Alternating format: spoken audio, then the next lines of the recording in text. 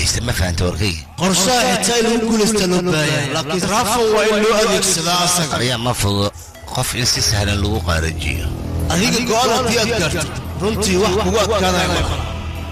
adiga teeda haddii loo firiira idinkoo dhan waxaad haysataan awooddaasna gacantiida ayay ku jirtaa waana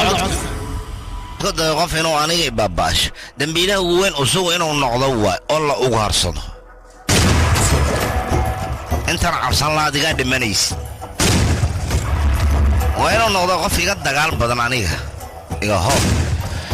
ninkaasoo kale mugila helo mugaasaa aniga lay baabi'in karaa hadda laakiin ma jirtaan ku dhahay qof igu awooda batriigan dhammaantiin waxaan igu hambalaynayaa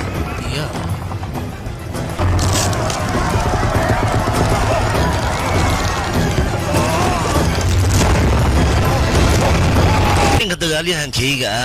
si nasiib lahu igu badbaadiyey maha si fiican uga badbaadi laakiin shuqlaayow yaa ku badbaadinayo